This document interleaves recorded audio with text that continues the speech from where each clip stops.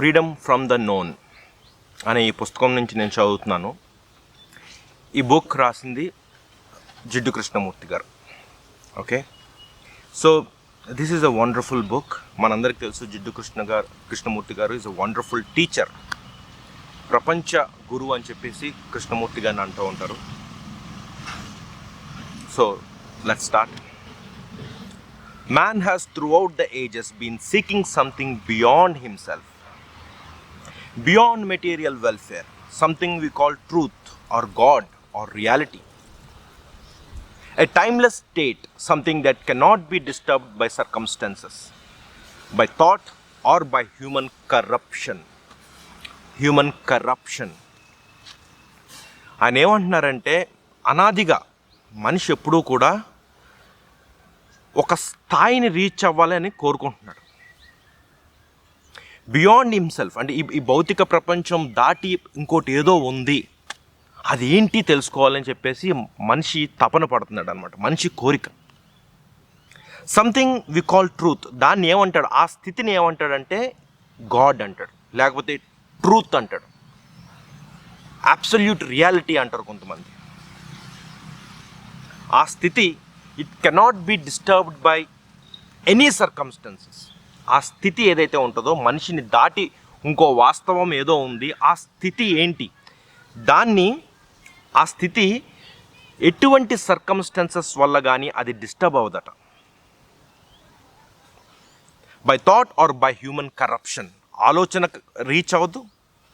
మనిషి యొక్క కరప్షన్ ఏదైతే ఉందో ఆ కరప్షన్ వల్ల అది కరప్ట్ కాని స్థితి, ఆ స్థితికి చేరుకోవాలని మనిషి ఎప్పుడూ కూడా తపన పడుతున్నాడట. Man has always asked the question, what is it all about? Has life any meaning at all? అసలు ఏంటి ఇదంతా, ఈ జీవితం ఏంటి, ఈ విశ్వం ఏంటి, అసలు దీనికి అర్థం అంటూ ఉందా, అసలు పర్పస్ అంటూ ఉందా ఈ జీవితానికి? He sees the enormous confusion of life, the brutalities, the revolts, the wars, the endless divisions of religion, ideology, nationality, and with a sense of deep abiding frustration, he asked, what is one to do? What is this thing we call living? Is there anything beyond it? మనిషి ఎప్పుడు అడుగుతున్నాడు ఈ ప్రశ్నలు. అసలు జీవితానికి అర్థం అంటూ ఉందా, పర్పస్ అంటూ ఉందా? ఈ జీవితంలో మనిషి చూసి చూసి విసిగెక్కిపోయాడు అన్నమాట. ఈ ద్వేషం, అసూయ, కుట్ర, స్వార్థం, హింస, యుద్ధాలు, ఇవన్నీ చూసి మనిషి విసిగెక్కిపోయాడట. నేషనాలిటీ, ఐడియాలజీ, రిలీజియన్, మనిషిని వేరు చేయడానికి ఎన్ని ఉన్నాయో చూడండి. నేషనాలిటీ, మతం, ideology, and with a deep sense of abiding frustration, విపరీతమైన ఫ్రస్ట్రేషన్కు లోనయ్యాడు మనిషి. He asks, what is one to do? అసలు ఏం చేయాలి, మనిషి ఏం చేయాలి? What is this thing we call living? మనం జీవితం జీవిస్తున్నాం అనుకుంటున్నాం, కానీ నిజంగా మనం జీవిస్తున్నామా? Is there anything beyond it? ఈ జీవితాన్ని దాటి ఇంకోటి ఏమన్నా ఉందా? He's asking. And not finding this nameless thing of 1,000 names which he has always sought, he has cultivated faith. జిడ్డు కృష్ణమూర్తి గారు మతానికి వ్యతిరేకం. ఆయన బుక్స్ చదివేటప్పుడు ఇది మనం దృష్టిలో పెట్టుకోవాలన్నమాట. He's against religion, he's against. ఆయన మనిషిని వేరు చేసే ఏదైనా కావచ్చు, ఒక ఐడియాలజీ కావచ్చు, మతం కావచ్చు, మరి ఏవైనా అయి ఉండొచ్చు, దానికి వ్యతిరేకం అనమాట. Faith is a saviour or an ideal, and faith invariably breeds violence. ఇవన్నీ కూడా తప్పించుకోవడానికి ఈ స్వార్థం, ద్వేషం, అసూయ, కుట్ర, యుద్ధం, నేషనాలిటీ, ఐడియాలజీ, రిలీజియన్, వీటిని అన్నిటిని తప్పించుకోవడానికి మనిషి మతాన్ని ఎంచుకున్నాడు, నమ్మకాన్ని ఎంచుకున్నాడు. మతం అంటే ఏంటి? మతం, the very foundation of religion is faith. మతానికి పునాది నమ్మకం. ఆ నమ్మకాన్ని ఎంచుకున్నాడు. కానీ ఏం జరిగింది? అది కూడా హింసను క్రియేట్ చేసింది. మతం కూడా హింసను క్రియేట్ చేసింది. ఎన్ని యుద్ధాలు జరిగినాయి మతం పేరుతోటి, ఎంతమంది చనిపోయారు, ఎన్ని లక్షల మంది చనిపోయారు. నా మతం గొప్పదంటే నా మతం గొప్పది, మనిషి ఇలా బ్రతకాలి, ఇలా చెయ్యాలి, మతం చెప్తుంది. సో అది అల్టిమేట్గా హింసను క్రియేట్ చేస్తుంది. In this constant battle which we call living, we try to set a code of conduct according to the society in which we are brought up. Whether it be a communist society or a so-called free society, we accept a standard of behavior as part of our tradition as Hindus or Muslims or Christians or whatever we happen to be. So నిరంతరం సాగే ఈ సంఘర్షణని face చేస్తూ మనిషి ఒక code of conduct, అంటే మనిషి ఇలా బ్రతకాలి, మనిషి ఈ పనులు చేయాలి, ఈ పనులు చేయకూడదని చెప్పేసి మనిషి కొన్ని నిబంధనలు క్రియేట్ చేసుకున్నాడు. దాన్ని మనం సొసైటీగా ఏర్పడి మనిషి కొన్ని నిబంధనల్ని మనిషి సృష్టించుకున్నాడు. అది ఏ సమాజం అయినా అయి ఉండొచ్చు, కమ్యూనిస్ట్ సమాజం అయినా అయి ఉండొచ్చు, సోషలిస్ట్ అయినా అయి ఉండొచ్చు, క్యాపిటలిస్ట్ అయినా అయి ఉండొచ్చు, లేకపోతే ఫ్రీ వరల్డ్ అంటాం మనం, ఫ్రీ వరల్డ్, ఎవరైనా ఏవైనా చేయొచ్చు. అయినప్పటికీ ఆ సొసైటీలో ఒక కోడ్ ఆఫ్ కండక్ట్ అనేది ఉంటుంది అనమాట. మనిషి ఈ విధంగా నడుచుకోవాలి, ఇలా చేయాలి. We accept a standard of behavior as part of our tradition as Hindus or Muslims or Christians or whatever we happen to be. మన ఒక బిహేవియర్ని మనం ఎంచుకున్నాం అనమాట. అందరూ ఇలా బిహేవ్ చేయాలి, అందరూ ఈ విధంగా నడుచుకోవాలి. ఎక్కడైనా కానీ, ఏ మతం అయినా కానీ, ఏ సొసైటీ అయినా కానీ, హిందూస్ అవ్వచ్చు, హిందూస్ అందరికీ ఒక సెట్ ఆఫ్ బిలీఫ్స్ ఉంటాయి, వాటిని ముస్లిమ్స్ ఒప్పుకోరు. ముస్లిమ్స్ అందరికీ ఒక సెట్ ఆఫ్ బిలీఫ్స్ ఉంటాయి, ఇలా నడుచుకోవాలి, అది క్రిస్టియన్స్ ఒప్పుకోరు. క్రిస్టియన్స్ అందరికీ కొన్ని సెట్ ఆఫ్ బిలీఫ్స్, అది వీళ్ళిద్దరూ ఒప్పుకోరు. మళ్ళీ వీళ్ళందరూ మనుషులే, కానీ వీళ్ళందరూ కూడా మతం, వర్గం అని ఇలా విభజించుకుని బ్రతుకుతున్నారన్నమాట. We look to someone to tell us what is right or wrong behaviour. మనం ఎప్పుడు కూడా ఎవరినో ఒకరి నుంచి ఎక్స్పెక్ట్ చేస్తాం, ఏమని, మనం చేసేది కరెక్టా కాదా, మన నడవడిక కరెక్టా కాదా. ఎవరో ఒకరు చెప్తారు మనకి ఎప్పుడు కూడా. మన మైండ్ అలా ట్యూన్ అయిపోతూ ఉంటుంది అనమాట. చిన్నప్పటి నుంచి పేరెంట్స్ కావచ్చు, సొసైటీ కావచ్చు, టీచర్స్ కావచ్చు, ఇది రైట్, ఇది రాంగ్ అని మన మీద ఇంపోజ్ చేస్తూ ఉంటారు. We look to someone to tell us what is right or wrong behaviour, what is right or wrong thought. మన ఆలోచనలు కూడా, మన ఆలోచనలు అసలు కరెక్టేనా, అది కూడా వేరే వాళ్ళు చెప్తూ ఉంటారు. And in following this pattern, our conduct and our thinking become mechanical. ఒక యంత్రంలాగా అయిపోతున్నాం మనం, ఒక రాబోట్ లాగా, ఒక యంత్రంలాగా అయిపోతున్నాం. అండ్ అందరూ చెప్తూ ఉంటారు మనకి, సొసైటీ డైరెక్ట్గానో ఇండైరెక్ట్గానో మనకి చెప్తూ ఉంటుంది. ఈ రోజుల్లో మీడియా డిక్టేట్ చేస్తుంది ఏది రైట్, ఏది రాంగ్, ఎవరు కరెక్ట్, ఎవరు రాంగ్. మీడియా డిక్టేట్ చేస్తుంది. మీడియా ఇండిపెండెంట్గా వర్క్ చేస్తుందా? నో. మనందరికీ తెలుసు, ప్రతి మీడియా కూడా ఏదో ఒక రాజకీయ పార్టీ తరపునే మాట్లాడుతుంది. ఇండిపెండెంట్గా మాట్లాడుతున్న మీడియా ఎక్కడుంది? మీడియా, సినిమా, ఇవన్నీ కూడా ఆ ప్రభావం మన మీద ఉంటుంది అనమాట. సో మనం యంత్రాల్లాగా మారిపోతున్నాం అంట. We are not able to think originally. Our responses automatic. మనం ఆటోమేటిక్గా ఒక యంత్రంలా మారిపోతున్నాం. We can observe this very easily in our lives. ఆయన చెప్తున్నారు, మనం కనుక మన జీవితాలని ఒకసారి మనం ఎగ్జామిన్ చేసుకుంటే మనకు అర్థమవుతుంది మనం ఎంత యంత్రాల్లాగా ఎలా మారిపోతున్నామో అన్నది. For centuries we have been spoon fed by our teachers, by our authorities, by our books, our saints. We say, tell me all about it, what lies beyond the hills and the mountains and the earth, and we are satisfied with their descriptions, which means that we live on words and our life is shallow and empty. తరతరాలుగా మనకి మన teachers కావచ్చు, గురువులు కావచ్చు, సమాజం కావచ్చు, authorities కావచ్చు, books కావచ్చు, వీళ్ళందరూ మనకు చెప్తున్నారు. ఏమని చెప్తున్నారు? మనకి స్పూన్ ఫీడ్ చేస్తున్నారు అనమాట. ఏది రైట్, ఏది రాంగ్, ఏది వాస్తవం, ఏది అవాస్తవం, ఇవన్నీ చెప్పేసి మనకి స్పూన్ ఫీడ్ చేస్తున్నారు. We say, tell me all about it, what lies beyond the hills and the mountains and the earth. మనకెప్పుడు కన్ఫ్యూజన్ అనమాట. ఏంటి ఈ జీవితం దాటి ఏముంది, ఈ విశ్వం అంచున దాటి ఏముంది? దీస్ ఆర్ ద క్వశ్చన్స్, మనిషికి ఉన్న క్వశ్చన్స్ ఇవన్నీ. And we are satisfied with their descriptions.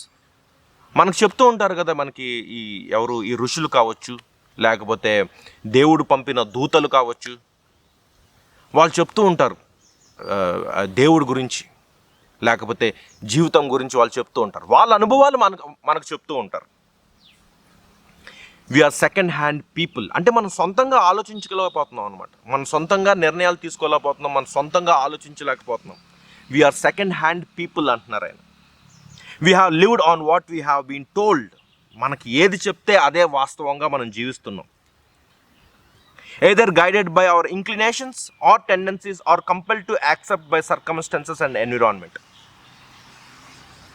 మనకు కూడా ఇంక్లినేషన్స్ ఉంటాయి, మనకు కూడా టెండెన్సీస్ ఉంటాయి. మన చిన్నప్పటి నుంచి మన ఎదిగిన పరిస్థితులు కావచ్చు, మన కుటుంబ సభ్యులు, మన చుట్టూరు ఉన్న బంధువులు, సమాజం, వీళ్ళందరి యొక్క ప్రభావం మన మీద ఉంటుంది. ఆ ప్రభావంతో మనం ఆలోచిస్తున్నామట. మనం సొంతంగా ఒరిజినల్గా ఇటువంటి ప్రభావం ఏమీ లేకుండా, ఎవరి ప్రభావం మన మీద లేకుండా ఒరిజినల్గా మనం ఆలోచించలేకపోతున్నామట. We are the result of all kinds of influences and there is nothing new in us, nothing that we have discovered for ourselves, nothing original, pristine and clear. మనం we are the result of all kind of influences. అన్ని సమాజం కావచ్చు, మరొకటి కావచ్చు, వాళ్ళ యొక్క ప్రభావం మన మీద పడి మనం ఆ విధంగానే ఆలోచిస్తున్నాం, కానీ సొంతంగా ఒరిజినల్గా మనం ఆలోచించలేకపోతున్నామట. అంతే కదండి, సమాజమే చెప్తుంది కదా, పలానా వయసు వచ్చినప్పుడు ఇలా చేయాలి. చిన్నప్పుడు తల్లిదండ్రులు చెప్తారు ఇది చదువుకోవాలి, సమాజం చెప్తుంది ఇది చేయాలి, ఇది స్టాండర్డ్ ఆఫ్ లివింగ్, ఈ టైంకి పెళ్లి చేసుకోవాలి, ఈ టైంకి పిల్లలు కనాలి. సమాజం డిసైడ్ చేసేసింది.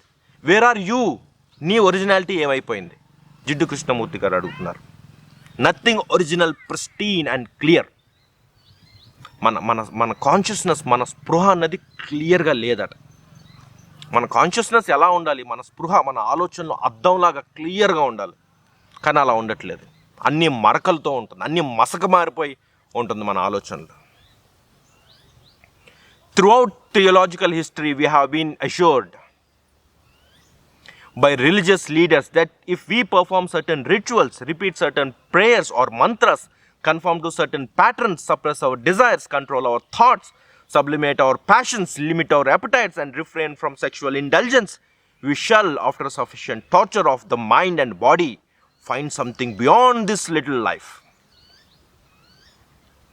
Throughout theological history, మతం అంతా కూడా అనాదిగా మతం ఎప్పుడు ఏం చెప్తుందంటే, మత పెద్దలు కావచ్చు, మతం కావచ్చు, కొన్ని నోములు నోచుకుంటూ ఉంటారు కదా, నోములు కావచ్చు, లేకపోతే వ్రతాలు కావచ్చు, లేకపోతే కొన్ని రకాల యోగా కావచ్చు, మరొకటి కావచ్చు.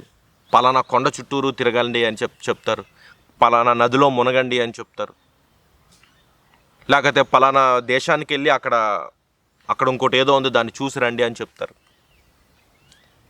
They ask you to torture our selves అంట. మన శరీరంతో రకరకాల భంగిమలు చేపిస్తారు. కొన్ని మతాల్లో అయితే సెక్షువాలిటీ అన్నది మంచిది కాదని చెప్తారు, సెక్షువల్ ప్రాక్టీసెస్ మంచి కాదని చెప్తారు. ఎందుకు ఇవన్నీ? ఎందుకంటే ఇవన్నీ చేసిన తర్వాత we shall, after sufficient torture of the mind and body, find something beyond this little life. మన మనస్సుని, మన శరీరాన్ని టార్చర్ చేసుకున్న తర్వాత, కొంతకాలం తర్వాత ఈ జీవితం గురించి మనం ఏదో డిస్కవర్ చేస్తామని చెప్తారు. అంతే కదండి. ఇప్పుడు తపస్సు చేయమంటారు. తపస్సు చేసిన తర్వాత మనిషి ఏదో ఆ దేవుణ్ణి రీచ్ అవుతాడనో ఇవన్నీ చెప్తూ ఉంటారు కదా, మతాలు చెప్తూ ఉంటాయి కదా ఇవన్నీ. జిడ్డు కృష్ణమూర్తి గారు ఎప్పుడూ కూడా హీఈస్ ఎగ్నెస్ట్ రిలీజియన్, మనం అది గుర్తుపెట్టుకోవాలి. సో ఇవన్నీ చేసిన తర్వాత ఈ జీవితం గురించి ఏదో సత్యం మనం తెలుసుకుంటామని చెప్పేసి మతం చెప్తుంది. And that is what millions of so-called religious people have done through the ages, either in isolation, going off into the desert or into the mountains or a cave, or wandering from village to village with a begging bowl, or in a group joining a monastery, forcing their minds to conform to an established pattern. అంటే మతం ఒక స్ట్రక్చర్ని create చేస్తుంది అనమాట. ఇలా ఉండాలి, ఇలా చేయాలి, ఇలా తినాలి, ఇలా పడుకోవాలి, ఇంతే తినాలి, ఇంతే చేయాలి. మతం క్రియేట్ చేస్తుంది అనమాట ఇవన్నీ చేసిన తర్వాత, but a tortured mind, a broken mind, a mind which wants to escape from all turmoil, which has denied the outer world and been made dull through discipline and conformity, such a mind, however long it seeks, will find only according to its own distortion.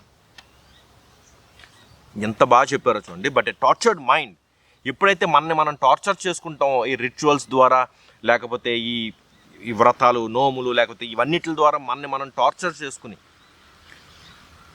మన మైండ్ని torture చేసుకుని, ఆ తర్వాత మనం ఈ జీవితం గురించి తెలుసుకోవాలనుకుంటే మై ఫ్రెండ్, ఎప్పుడైతే మన ఆలోచనలు, మన యొక్క కాన్షియస్నెస్ ఎప్పుడైతే అది డిస్టార్ట్ అయిపోయిందో, నలిగిపోయిందో, మనం ఏవైతే చూస్తామో మన ఆలోచనలు కూడా అలాగే నలిగిపోయే ఉంటాయట. Such a mind how ever long it seeks will find only according to its own distortion. అంటే ఆయన చెప్పే ఉద్దేశం ఏంటంటే, మైండ్ క్లియర్గా లేకపోతే you can never seek the truth. మనం ఎప్పుడూ కూడా వాస్తవాన్ని గ్రహించలేం. So to discover whether there actually is or is not something beyond this anxious, guilty, fearful, competitive existence, it seems to me that one must have a completely different approach altogether. So to discover whether there actually is or is not something beyond this anxious, ఈ భౌతిక ప్రపంచం దాటి నిజంగా ఏమన్నా ఉంది అని మనం భావించినట్లయితే, it seems to me that one must have a completely different approach altogether. ఈ కాదు మనం ఫాలో అవ్వాల్సింది, ఇంకోటి ఏదో ఒక డిఫరెంట్ అప్రోచ్ ఉందట. ఆ అప్రోచ్ని ఫాలో అవ్వాలట. The traditional approach is from the periphery inwards and through time, practice and renunciation gradually to come upon that inner flower, that inner beauty and love. In fact to do everything to make oneself narrow, petty and shoddy.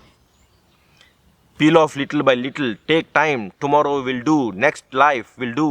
And when at last one comes to the center, one finds there is nothing there, because one's mind has been made incapable, dull and insensitive. మన లోపల ఏదో ఉంది. మతవాదులు ఏం భావిస్తారు? ఆత్మ ఇక్కడ ఉంటుంది, ఆ ఆత్మను మనం చేరుకోవాలి అని భావిస్తూ ఉంటారు. సో వాళ్ళు అది చేరుకోవడానికి వాళ్ళు రకరకాల టార్చర్కి గురవుతూ ఉంటారు. ఆ ఋషులు కావచ్చు, లేకపోతే ఎవరైతే తపస్సు చేసుకుంటారో వాళ్ళు కావచ్చు. వాళ్ళు ఏం చేస్తూ ఉంటారు?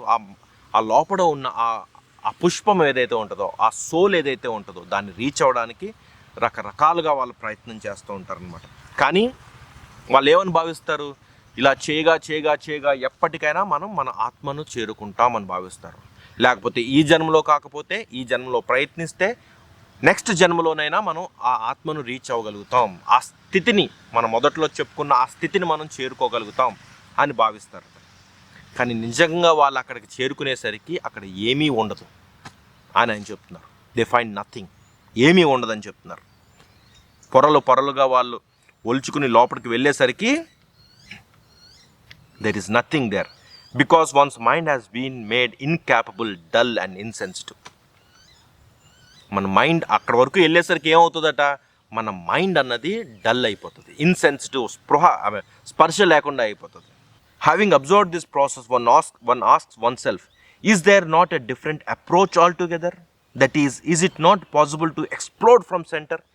మనం ఎలాగైతే ఈ మతవాదులు బయట నుంచి నెమ్మదిగా పొరలుగా ఒలుచుకుని అలా లోపలికి వెళ్ళాలనుకుంటారో, అది కాకుండా లోపటి నుంచి ఒక్కసారిగా ఎక్స్ప్లోడ్ అయ్యే పద్ధతి ఏమన్నా ఉందా? ఒక్కసారిగా లోపటి నుంచి బయటికి ఒక ఎక్స్ప్లోజన్ లాగా బయటికి రాగలిగే ప్రక్రియ ఏమన్నా ఉందా? Is asking. The world accepts and follows the traditional approach. The primary cause of disorder is ourselves. Is the seeking of reality promised by another. We mechanically follow somebody who will assure us a comfortable spiritual life. The world accepts and follows the traditional approach.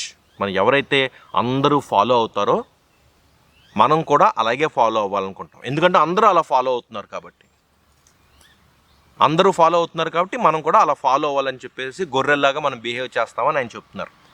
The primary cause of disorder is in our selves, is the seeking of reality promised by another. అసలు సమస్య మనలోనే ఉందట. ఎందుకు సమస్య మనలో ఉంది? ఎందుకంటే the primary cause of disorder in our selves is the seeking of reality. మనం ఏదైతే ఈ వాస్తవాన్ని గ్రహించాలనుకుంటున్నామో అది మనముగా గ్రహించాలి, కానీ ఇంకొకటి చెప్పిన పద్ధతి ఫాలో అవడం ఏంటి? ఆ పద్ధతి వాడికి రియల్, మనం ఫాలో అవడం ఏంటి?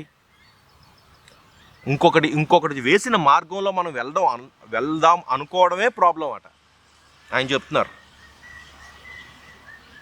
వి mechanically follow somebody who will assure us comfortable spiritual life. ఎవరో ప్రామిస్ చేస్తున్నారు, ఇలా చేస్తే మనం ఆ స్థితిని చేరుకుంటాం. ఆయన ప్రామిస్ చేసిన దాంట్లో మనం ఫాలో అవ్వడం ఏంటి?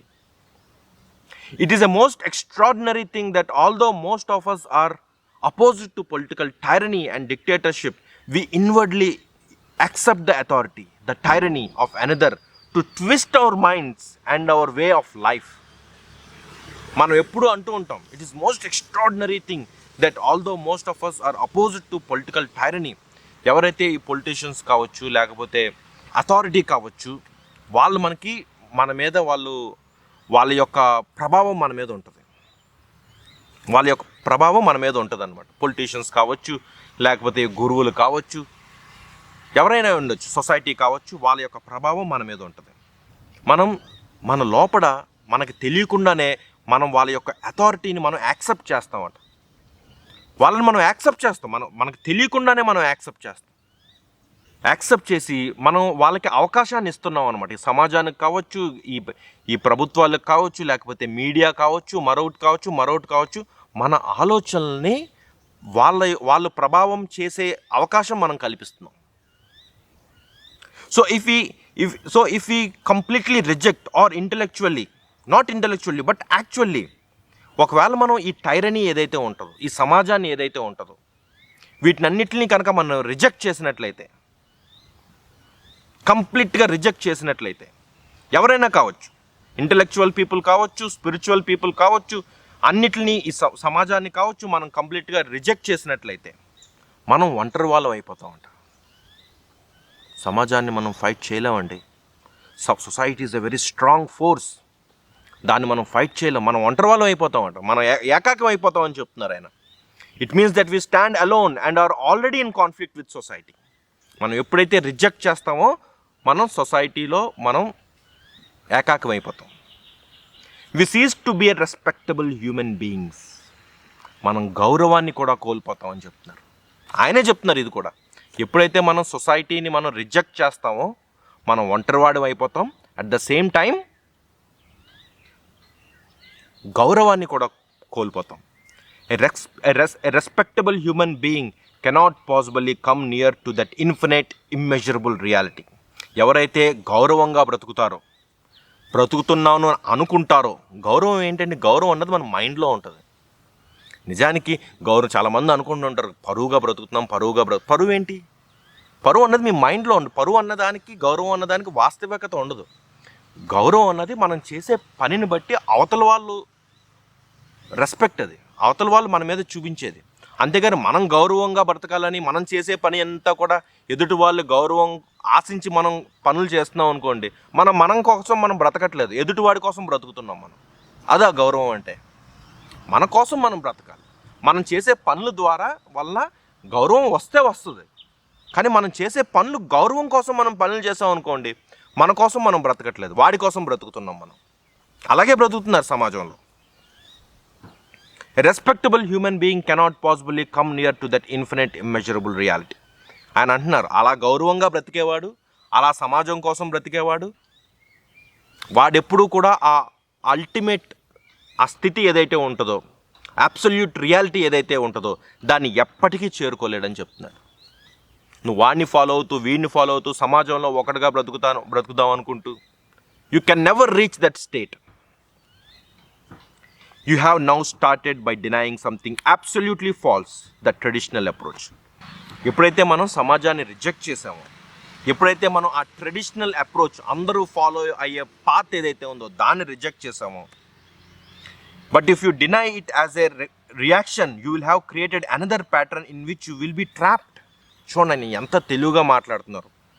But if you deny it as a reaction, you will have created another pattern in which you will be trapped. If you tell yourself intellectually that this is denial is a very good idea but do nothing about it, you cannot go any further. If you deny it, however, because you understand the stupidity and immaturity of it, if you reject it with tremendous intelligence because you are free and not frightened, you will create a great disturbance in yourself and around you, but you will step out of the trap of respectability. Then you will find, మనం సమాజాన్ని reject చేసేటప్పుడు ఏదో మనం దాన్ని అది నచ్చకో లేకపోతే ఆ సమాజంలో మనం ఫిట్ అవ్వకో రిజెక్ట్ చేయడం కాదు. ఆ సమాజం యొక్క డైనమిక్స్ని మనం ఎప్పుడైతే ఇంటలెక్చువల్గా అర్థం చేసుకుంటామో, గ్రేట్ మెచ్యూరిటీ తోటి మనం అర్థం చేసుకుంటామో, ఆ సమాజంలో ఉన్న స్టూపిడిటీని మనం ఎప్పుడైతే కంప్లీట్గా అర్థం చేసుకుంటామో, అప్పుడు మాత్రమే మనలో ఒక రివోల్ట్ వస్తుందట. ఎందుకంటే మనం ఈ డైనమిక్స్ని అర్థం చేసుకున్నాం, సమాజాన్ని అర్థం చేసుకున్నాం. ఎప్పుడైతే అలా కంప్లీట్గా అర్థం చేసుకుంటామో అప్పుడు మాత్రమే మనలోని, ఆయన ఏమంటున్నారు, it will create a great disturbance in your self and around you, but you will step out of the trap of respectability. ఎవరైతే ఇందాక మనం చెప్పుకున్నాం సమాజాన్ని వ్యతిరేకిస్తే గౌరవం పోతుందని మనం అనుకున్నాం, కానీ ఎప్పుడైతే ఈ సమాజాన్ని మనం పూర్తిగా ఇంటలెక్చువల్గా అర్థం చేసుకుంటామో అప్పుడు మనం ఈ రెస్పెక్టబుల్ అన్న ఆ ట్రాప్లోంచి బయటపడతాం. ఎందుకంటే మనం గౌరవాన్ని అసలు మనం కోరుకోం. You don't need the respect of society. సమాజం యొక్క గౌరవం మనకు అవసరం లేదు, వాళ్ళ యొక్క యాక్సెప్టెన్స్ మనకు అవసరం లేదు, అలా భావిస్తాం అన్నమాట. ఎప్పుడు మనం పూర్తిగా సమాజం యొక్క డైనమిక్స్ని మనం ఇంటలెక్చువల్గా అర్థం చేసుకున్నప్పుడు, then you will find that you are no longer seeking. That is the first thing to learn, not to seek.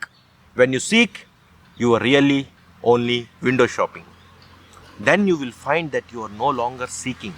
అప్పుడు మనం అర్థం చేసుకుంటాం, మనం ఏం కోరుకోవట్లేదు. అప్పుడు ఎప్పుడైతే సమాజంని మనం పూర్తిగా ఇంటలెక్చువల్గా అర్థం చేసుకుంటామో, మనం ఎప్పుడైతే పూర్తిగా ఈ గౌరవం అంటే ఏంటి, ఈ పరువు మర్యాదలు అంటే ఏంటి, ఇవి ఎక్కడి నుంచి వస్తున్నాయి, ఎవరికి వస్తున్నాయి, ఎవరు ఇస్తున్నారు, ఎవరు తీసుకుంటున్నారు, ఈ డైనమిక్స్ అన్నీ మనం అర్థం చేసుకుంటే అప్పుడు మనం కోరుకో. You're not seeking, you're not expecting anything from society నుంచి మనం అప్పుడు ఏమీ యాక్సెప్ట్ చేయట్లేదు. when you seek you are really only window shopping. నిజానికి మనం ఎప్పుడన్నా ఏదన్నా మనం గౌరవాన్ని కోరుకుంటున్నాం, లేకపోతే ఆ స్థితిని చేరుకోవాలని మనం కోరుకుంటున్నట్లయితే అది విండో షాపింగ్ చేసినట్లయితే. విండో షాపింగ్లో మనం ఏం చేస్తాం, షాపింగ్ వెళ్ళి అన్నీ అలా చూస్తూ ఉంటాం కదా. నిజంగా మనం షాపింగ్ చెయ్యం వెళ్ళి. విండో షాపింగ్ అంటే ఏంటి, వెళ్ళి అలా చూసి వచ్చేయడమే.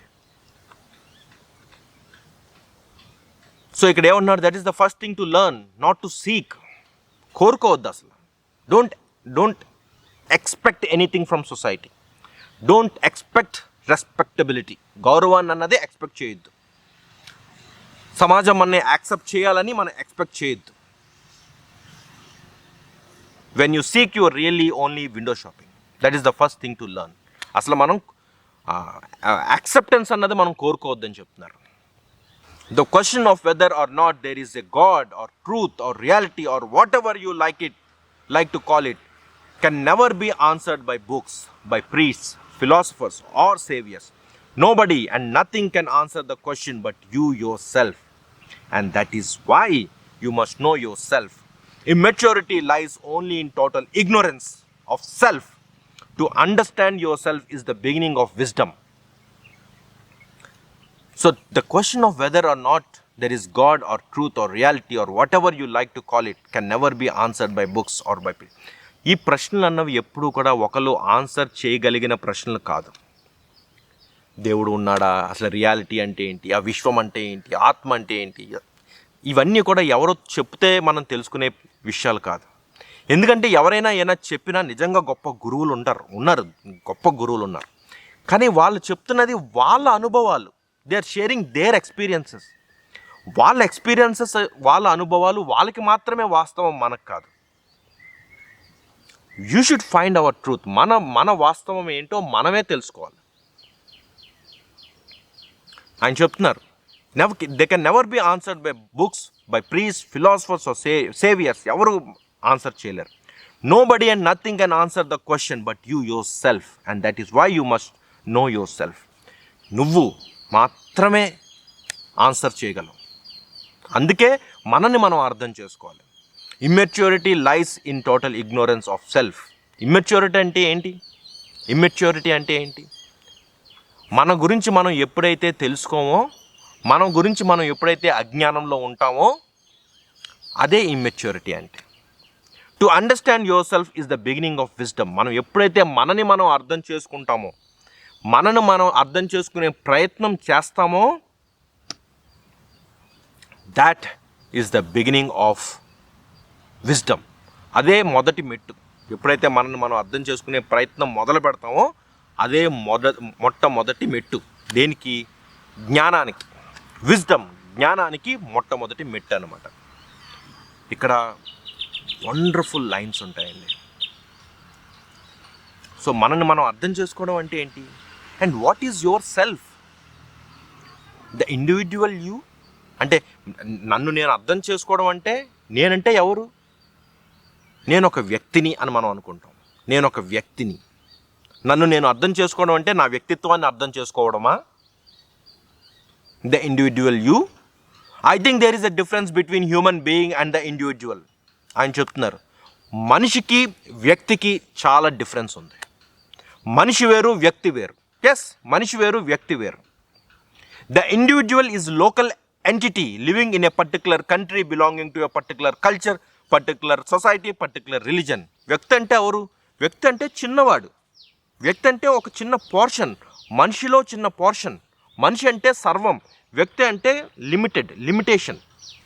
వ్యక్తి అన్నవాడు ఒక సమాజానికి చెందినవాడు. వ్యక్తి అన్నవాడు ఒక మతానికి చెందినవాడు. వ్యక్తి అన్నవాడు ఒక కుటుంబానికి చెందినవాడు, ఒక సంస్కృతికి చెందినవాడు, ఒక సమాజానికి చెందినవాడు వ్యక్తి అంటే. The human being is not a local entity. మనిషి అన్నవాడు ఒక సంస్థకి, ఒక సొసైటీకి చెందినవాడు కాదు. మనిషి అంటే ఈజ్ సర్వం. Human is everything. The human being is not a local entity, is everywhere. మనిషి అన్నవాడు అన్ని చోట్ల ఉన్నాడు. అమెరికాలో ఉన్నాడు, ఆఫ్ఘనిస్తాన్లో ఉన్నాడు, ఇండియాలో ఉన్నాడు, అంటార్కిటికాలో కూడా ఉన్నాడు. He is everywhere. చంద్రుడి మీద కూడా ఉన్నాడు, వెళ్ళొచ్చాడు చంద్రుడి మీద. He is everywhere. If the individual merely acts in a particular corner of a vast field of life, then his action is totally unrelated to the whole. So one has to bear in mind that we are talking of the whole, not the part. So ఇక్కడ మనని మనం తెలుసుకోవడం అంటే నా వ్యక్తిత్వాన్ని నేను తెలుసుకోవడం కాదు, నా గురించి నేను తెలుసుకోవడం కాదు, నేను ఎవరికి పుట్టాను, లేకపోతే నా ఆలోచనలు ఏంటి, నా కోరికలు ఏంటి, ఇది కాదు తెలుసుకోవడం అంటే. మనం చాలామంది పొరపాటు చేస్తాం. నో అబౌట్ యువర్ సెల్ఫ్ అంటే, నా ఆలోచనలు ఏంటి, నేను ఏం చేయాలనుకుంటున్నాను, నా కోరికలు ఏంటి, నా ఆశయాలేంటి, ఒక వ్యక్తిగా ఆలోచిస్తాం. నో, అలా వ్యక్తిగా ఆలోచించొద్దు అంటున్నారు. So one has to bear in mind that we're talking of the whole, not the part. మనిషి గురించి ఆలోచించు. Think as a human. In the greater the lesser is, but in the lesser the greater is not. సముద్రంలో గోదావరి నీళ్ళు ఉన్నాయి, కానీ గోదావరిలో సముద్రం నీళ్ళు లేవు. అది మనం అర్థం చేసుకోవాలి. మనిషిలో వ్యక్తి ఉన్నాడు, కానీ వ్యక్తిలో మనిషి లేడు. మనిషి అంటే సర్వం. అది మనం ఆ డిఫరెన్స్ని మనం అర్థం చేసుకోవాలి. అదే అలాగే మనని మనం అర్థం చేసుకోవాలి అన్నప్పుడు మనం అర్థం చేసుకోవాల్సింది వ్యక్తిగా నేనేంటి అని కాదు, మనిషిగా నేనేంటి, అసలు what is human concept, what is human being అన్నది మనం అర్థం చేసుకోవాలి. The individual is the little conditioned miserable frustrated entity. ఒక వ్యక్తి అన్నవాడు ఈజ్ మిజరబుల్ ఫ్రస్ట్రేటెడ్ ఎంటిటీ అంట. అంతే కదండి, ఒక వ్యక్తికి ఆ సుఖాలు, దుఃఖాలు, అసూయ, స్వార్థం, ద్వేషం ఇవన్నీ కూడా కలిగిన వాడు ఒక వ్యక్తి. అందరిలోనే ఉంటాయి ఇవి, ఎక్కువ తక్కువ అన్నవి అందరిలోనే ఉంటాయి. అవి తెలుసుకుని ఏం చేస్తాం మనం? నా వ్యక్తిత్వాన్ని తెలుసుకుని ఏం చేస్తాం? అవే ఉంటాయి. స్వార్థం, ద్వేషం, అసూయ, ప్రేమ ఇవే ఉంటాయి. కానీ మనిషి అన్నవాడు is concern with the total welfare. ఎప్పుడైతే మనం మనిషిగా ఆలోచించడం మొదలు పెడతామో అప్పుడు మనిషి అన్నవాడు మనిషి యొక్క సౌభాగ్యం కోసం ఆలోచిస్తాడు, మనిషి యొక్క మంచి కోసం ఆలోచిస్తాడు. మనం ఎప్పుడు మనిషిగా ఆలోచించినప్పుడు యు థింక్ ఆఫ్ హోల్నెస్. అంటే మనిషిలో ఉన్న ఈ అజ్ఞానం, మనిషిలో ఉన్న ఈ స్వార్థం, వీటన్నిటి గురించి ఆలోచిస్తాడు మనిషి. So it's very important. మనిషి యొక్క నేచర్ ఏంటి అనేది మనం అర్థం చేసుకోవాలి. I want to know about my self అన్నప్పుడు నేను ఒక వ్యక్తిగా ఆలోచించడం కాదు. వ్యక్తిగా అందరూ ఒకటే, మోర్ ఆర్ లెస్ అందరూ ఒకటే. అయ్యే స్వార్థాలు, అయ్యే కుట్రలు, అయ్యే ద్వేషాలు, అంతా అదే. కానీ ఎప్పుడైతే మనం మనిషిగా ఆలోచిస్తామో the idea, the concept of man గురించి మనం ఆలోచిస్తామో ఆలోచించాలి. అది జిడ్డు కృష్ణమూర్తి గారు చెప్తున్నారు. సో ఇక్కడితో ముగిద్దాం నా బుక్ రీడింగ్ని. సో నేను ఎందుకు చదువుతున్నాను ఈ బుక్స్ చదవడం ద్వారా నాకు బాగుంటుంది. I'm learning something new. So ఎవరికైనా ఇంట్రెస్ట్ ఉంటే మీరు కూడా ఫాలో అవ్వచ్చు. నేనైతే ఎవరు చూసినా చూడకపోయినా నేను ఈ వీడియోస్ చేస్తాను, ఎందుకంటే I like it. Okay, so this is it. Thank you so much for watching. ఈ నెక్స్ట్ చాప్టర్ నేను నెక్స్ట్ వీడియోలో కంటిన్యూ చేస్తాను. ఓకే, బుక్ రీడింగ్ అని నేను ఒక సెపరేట్ ప్లేలిస్ట్ క్రియేట్ చేసి ఈ వీడియోస్ అందులో అప్లోడ్ చేస్తాను. So this is the first episode of book reading and we are reading from the book called freedom from the known. నేమే అంత ఇంట్రెస్టింగ్గా ఉందో చూడండి. Freedom from the known. తెలిసిన వాటి నుంచి స్వేచ్ఛ. అంతే కదా, తెలిసిన వాటి నుంచే మనకు స్వేచ్ఛ కావాలి. తెలియంది ఎలాగా తెలియదు. So this is the end of this video. Next వీడియోలో మళ్ళీ కంటిన్యూ చేద్దాం. Thank you so much for watching. Good bye.